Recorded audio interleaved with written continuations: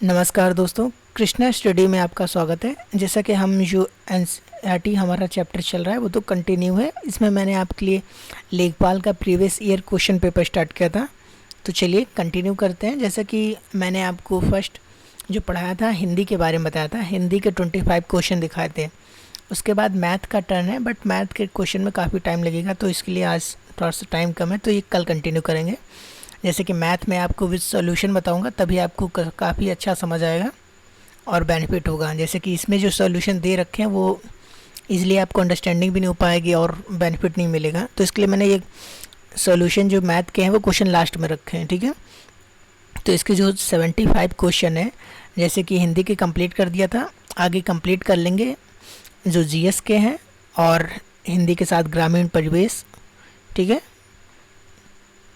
Complete कर लेंगे। उसके बाद ये मैथ के क्वेश्चन देखा जाएगा, ठीक है। चलिए तो कंटिन्यू करते हैं। आज जैसे जीएस पढ़ेंगे आज हम, तो इसमें से जो करंट अफेयर्स के क्वेश्चन है वो छोड़ देंगे, जैसे कि उसके अकॉर्डिंग हो गए 2015 के अकॉर्डिंग, और जो अदर क्वेश्चन है जीएस के उनके बारे में बताएंगे। इसमें पूछा गया था केंद्र सरकार के विकास व्यय में शामिल नहीं है। जो विकास के लिए केंद्र सरकार खर्च करता है वह उसमें क्या शामिल नहीं है। तो देखिए, सामाजिक एवं सामुदायिक सेवाओं पर वह तो करते ही है, जैसे कि शौचालय के लिए है या विकास योजना में आवास योजना दे रहे हैं उसमें भी करते हैं। राज्यों के अनुदान, तो राज्यों के लिए जो अनुदान होता है उसमें भी राज्य जो कृषि के लिए और समाज के लिए खर्च करता है। बट देखिए लास्ट थर्ड क्या है, रक्षा व्यय। तो रक्षा व्यय तो आप समझ ही सकते हैं कि ये तो डिफेंस के लिए होता है, समाज के लिए तो नहीं होता है, तो आंसर क्या हो जाएगा, रक्षा व्यय, ठीक है। आगे देखते हैं नेक्स्ट क्वेश्चन। हमारे रुधिर में ऑक्सीजन का परिवहन एक प्रोटीन द्वारा होता है जिसका नाम है। हमारे शरीर में जो प्रोटीन रक्त का परिवहन होता है किस प्रोटीन के द्वारा होता है, तो हीमोग्लोबिन जानते हैं, जैसे कि जो रक्त का परिवहन होता है हीमोग्लोबिन के द्वारा होता है।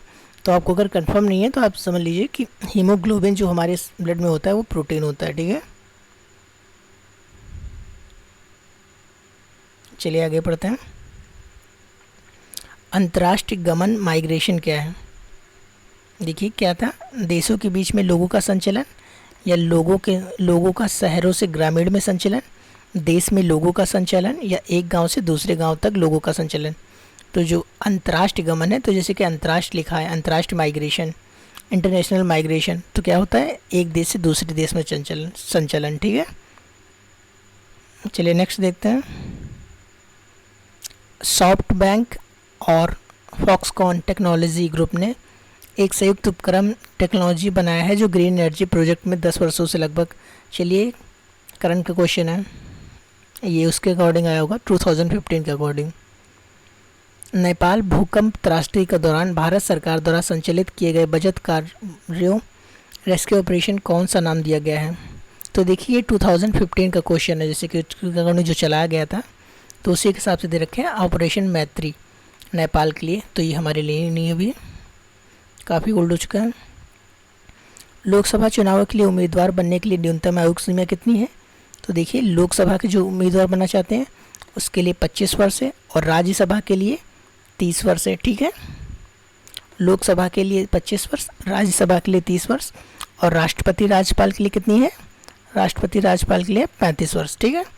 और एक शॉर्टकट बता देता हूँ संसद याद करने के लिए, जैसे काफ़ी बार क्वेश्चन आ जाता है कि संसद किस आर्टिकल में है, तो एक शॉर्टकट है, ये नोट कर लीजिएगा, जैसे कि सरला, ठीक है, आप इसे याद कर लेंगे, सरला। तो सरला शाह से संसद, रा से राज्यसभा, ला से लोकसभा, और सरला किस में है, आर्टिकल 79। राज्यसभा किस में है, आर्टिकल 80, और लोकसभा किस में है, आर्टिकल 81। तो याद कर लीजिएगा 79, 80, 81, सरला याद कर लेंगे 79 से 81, ठीक है। चलिए नेक्स्ट देखते हैं। 16 अगस्त 1946 को प्रत्यक्ष कार्रवाई दिवस में मनाया गया। जो 16 अगस्त 1946 को क्या मनाया गया था, किसके द्वारा मनाया गया था, जो प्रत्यक्ष कार्रवाई मनाई गई थी मुस्लिम लीग के द्वारा मनाई गई थी। जैसे कि इसका प्रत्यक्ष कार्रवाई मुस्लिम लीग पाकिस्तान की मांग को तत्कालिक स्वीकार करने के लिए मंगाया गया था, ठीक है। चौरी चौरा घटना कब हुई थी, तो 5 फरवरी 1922 को हुई थी। देखिए, और चौरी चौरा घटना के बाद क्या हुआ था, किस आंदोलन का स्थगन हुआ था, तो जो असहयोग आंदोलन चल रहा था चौरी चौरा घटना के बाद स्थगित कर दिया गया था। ठीक है, ठीक। नेक्स्ट देखते हैं, निम्नलिखित में सबसे अधिक ऋण विद्युतीय तत्व कौन सा है, सबसे नेगेटिव विद्युत तत्व कौन सा है, तो देखिए फ्लोरीन होता है। फ्लोरीन जैसे कि आप ऊपर से नीचे जाएंगे तो जो ऋण विद्युतीय तत्व होता है कम होता जाता है। तो पहले फ्लोरीन, फिर क्लोरो, जैसे आपने सीरीज पढ़ा होगा, फ्लोरो, क्लोरो, फिर bromo, chlorine, fluorine, chlorine, bromine, iodo, ठीक है, आयोडीन। इस तरीके से नीचे जाते हैं तो क्रम इसका घटता जाता है, जो ऋणात्मकता का क्रम होता है सबसे ज़्यादा फ्लोरीन का होता है, फिर क्लोरीन का, फिर ब्रोमाइड का। किस देश ने कोपा अमेरिका 2015 जीता, तो जैसा कि उसके अकॉर्डिंग तो क्वेश्चन भी था चिली, बट आपको मैं अपडेट बता देता हूँ, 2021 में कोपा अमेरिका हुआ है वो इटली ने जीता है। ठीक है, सॉरी, कोपा अमेरिका जो है अर्जेंटीना ने जीता है। जो यूरो कप हुआ है, चलिए बता देता हूँ आपको, जो कोपा अमेरिका है अर्जेंटीना ने जीता है। ठीक है, अर्जेंटीना, ये चलिए आंसर मिल रहा है, हमें इसमें लगा देंगे, अर्जेंटीना ने जीता है कोपा 2021। तो ये अपडेट कर लीजिएगा, मे भी पॉसिबल ले आ जाए।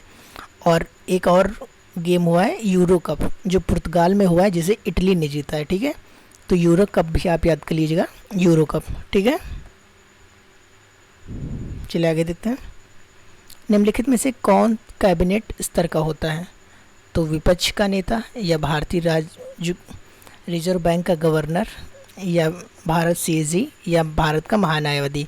तो जो विपक्ष का नेता होता है जैसा कि वो कैबिनेट मंत्री का स्तर का होता है। हमारे जो मंत्रिमंडल हो उसमें 3 स्तर होते हैं, जैसे कि कैबिनेट मंत्री, फिर कैबिनेट मंत्री, कैबिनेट मंत्री, फिर मैं भी मुझे कन्फर्म नहीं याद आ रहा है कि कैबिनेट मंत्री, राज्य मंत्री, उप मंत्री होता है, या चलिए आपको बता दूंगा नेक्स्ट क्लास में। ठीक है, जैसे कि कैबिनेट मंत्री होते हैं, उसके बाद राज्य मंत्री जो होता है सबसे निचला स्तर होता है मंत्रियों में, कैबिनेट मंत्री, इसके बाद राज्य मंत्री आता है, इस मिडल में एक और होता है वो मुझे याद नहीं है अभी कंफर्म है, तो आपको अगली क्लास में बता दूंगा। चलिए, प्रायद्वीपीय भारत का दक्षिणी छोर क्या है, कन्याकुमारी स्थित है कहाँ पे, किस रेखा के पास, तो आप जानते हैं कि जो हमारे जो भारत का जो लैटीट्यूड लॉन्गिट्यूड पड़ता है, आप जानते हैं 8.4 से 37.6 पड़ता है। तो 8.4 किसके नज़दीक है, आप समझ सकते हैं किसके नज़दीक है, भूमध्य रेखा के नज़दीक है ना। तो आप ऐसे ही जान गए कि किसके पास पड़ता है, भूमध्य रेखा के उत्तर में। ठीक है,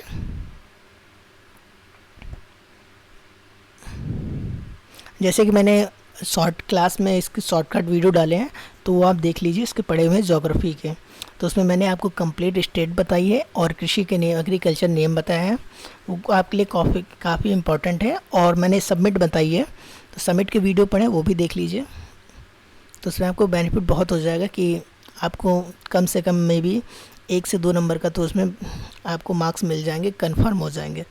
और कन्फर्म मार्क्स अगर छोटे से कंटेंट से मिल रहे हैं तो हमें ले लेना चाहिए। ठीक है, तुरंत, क्योंकि मार्क्स हमें छीनना पड़ेगा, यहाँ मांगने से नहीं मिलेगा कुछ भी। वह कौन सा स्थान है जहाँ अंतिम मुगल सम्राट बहादुर शाह जफ़र की मृत्यु हुई थी, तो आप जानते हैं कहाँ पे, रंगून में, जो आज कहाँ है, म्यांमार में। ठीक है, जो रंगून नाम था इसका 1975 में जब नाम इसका म्यांमार कर दिया गया। ठीक है, रंगून में इनकी मृत्यु हुई थी। तो इनकी जफ़र जो थी, ये बहादुर शाह जफ़र के नाम से एक कविता लिखते थे, तो उन्होंने लिखा था एक कि कितना बदनसीब निकला तू जफ़र, तुझे 2 गज ज़मीन भी ना मिली अपने मुल्क की। जैसे कि आप जानते हैं 1857 का जब विद्रोह हुआ था, तो उसमें ये प्रमुख नेता थे। वास्तविक नेता तो बख्त खान थे, बट इनके नाम से जो नाम के नेता थे ये थे। तो इन्हें पकड़ के निकोलस ने और हडसन ने इन्हें पकड़ के रंगून भेज दिया था। ठीक है, और कहाँ से पकड़ा था ये क्वेश्चन पूछ लिया जाता है, तो आप याद रखिएगा हुमायूं का मकबरा से। जो हुमायूं का मकबरा था वहाँ पर छिपे हुए थे। तो काफ़ी क्रूरता से अंग्रेज़ों ने इनके पुत्र को इनके सामने मार दिया था, और इनकी बेगम के सामने इनको पकड़ के रंगून भेज दिया था। ठीक है। सविनय अवज्ञा आंदोलन का मुख्य उद्देश्य क्या था? जो सविनय अवज्ञा आंदोलन चला गया था गोलमेज सम्मेलन के विरुद्ध? नहीं, जैसा कि गोलमेज सम्मेलन तो 1932 में हुआ था। और विंस्टन चर्चिल के पत्र क्या? नहीं, ये भी नहीं था। नमक कर के विरुद्ध था। जैसे कि नमक कर लगा हुआ था, नमक पर भी कर था, तो इन्होंने कहा था नमक तो हमारे दैनिक जीवन का भाग है और नमक जैसा कि हर किसी के दैनिक जीवन का पार्ट था, तो उन्होंने सोचा कि अगर नमक कर को हम अपना उद्देश्य बनाते हैं, जैसे कि आंदोलन का पार्ट बनाएंगे तो हर कोई शामिल हो जाएगा। ठीक है। तो ये कहाँ से कहाँ गए थे, इस ये भी पूछ लिया जाता है। मैं बता को देता हूँ। 12 मार्च से 6 अप्रैल तक चला था, जिसमें 12 मार्च से 6 अप्रैल जिसमें ये गए हुए थे साबरमती से आश्रम से। डांडी मार्च यात्रा कहते हैं। 12 मार्च से 6 अप्रैल। ठीक है। इनके साथ 78 सदस्य गए थे। सदस्य आपको ऐसे बता दे रहा हूँ कि आप फैक्ट के रूप में याद रह जाए मे भी, तो सही बात है कि आप, ठीक है, 12 मार्च से 6 अप्रैल। 6 अप्रैल, ठीक। देखिए 12 मार्च 1930 को। और जो ये गोलमेज सम्मेलन बता रहे हैं ये 1931 में हुआ था, जिसमें उन्होंने भाग लिया था। ठीक है। भारत की उच्चतम वार्षिक वर्षा कहाँ पर दर्ज की गई है?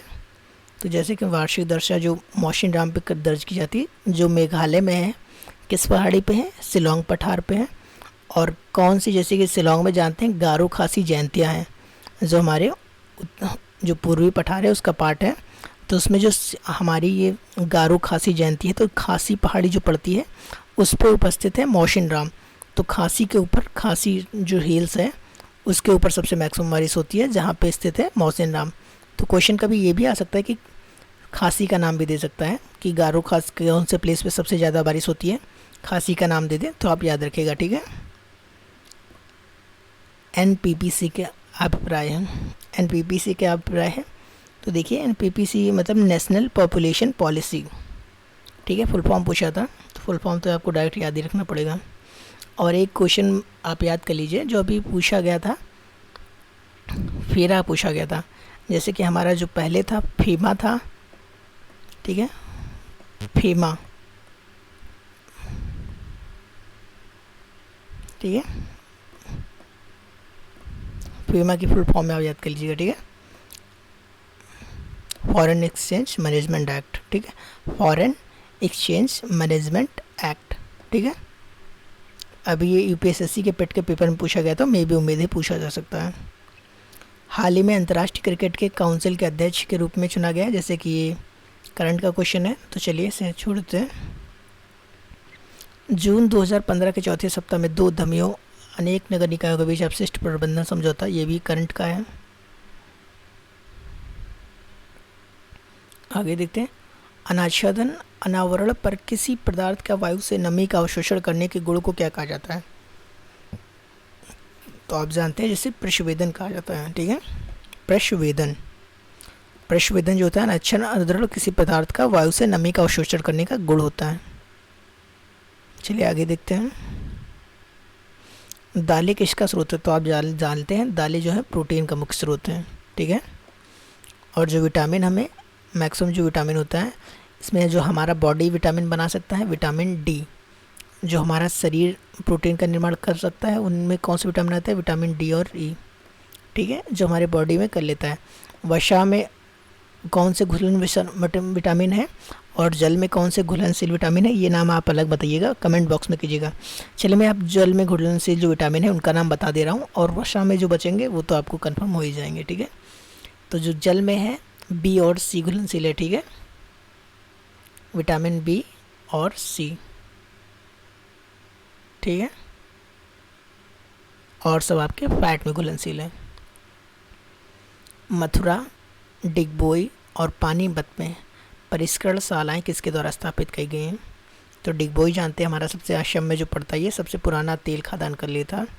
ठीक है। जो इसका आंसर है इंडियन ऑयल कॉरपोरेशन लिमिटेड द्वारा। चलिए आगे देखते हैं। निम्नलिखित में से किसको संविधान की आत्मा के रूप में माना गया है? संविधान की आत्मा के रूप में प्रस्तावना को माना गया है। ठीक है। बट क्वेश्चन आ सकता है कि डॉक्टर भीमराव अंबेडकर के अनुसार किसे माना गया है? तो आप याद रखिएगा नीति निर्देशक तत्व को। ठीक है। सॉरी, आर्टिकल 32 को बताया उन्होंने।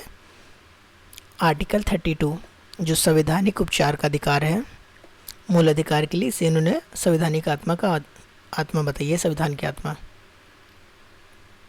शतपथ ब्राह्मण और तैतृय ब्राह्मण के ब्राह्मण मूल पाठ है, क्या है, किससे लिया गया है, यजुर्वेद से। ठीक है,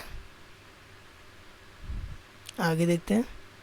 ढालू सड़क पर पत्थर लुढ़कता उधर वो ऊपर की ओर उठने से अधिक आसमान होता है, क्योंकि क्या होता है, पत्थर को लुढ़कने में किया गया कार्य इसको उठाने की अपेक्षा कम होता है। ठीक है, आगे देखते हैं। निम्नलिखित में से कौन सी समिति ने मूल कर्तव्यों को संविधान में सम्मिलित करने का सुझाव दिया था? कौन सी समिति ने दिया था? सरोड़ सिंह समिति ने। तो आप जानते हैं मूल संविधान जो हम 42वें संविधान संशोधन 1972 में जोड़े गए थे, मूल संविधान कितने जोड़े गए थे? 10 जोड़े गए थे, और 11वां कब जोड़ा गया था? 97 कॉन्स्टिट्यूशन अमेंडमेंट के द्वारा। ठीक है, चलिए, तो ये पार्ट यहाँ पे समाप्त होता है, और ग्रामीण परिवेश के जो क्वेश्चन है वो कल हम पढ़ेंगे। ठीक है, तो कंटिन्यू रहिए। जैसे कि 15 मिनट से 10 मिनट की कोई क्लास डाल रहा हूँ, इसे आप तुरंत देख लेंगे और आपको हमेशा के लिए याद हो जाएगा।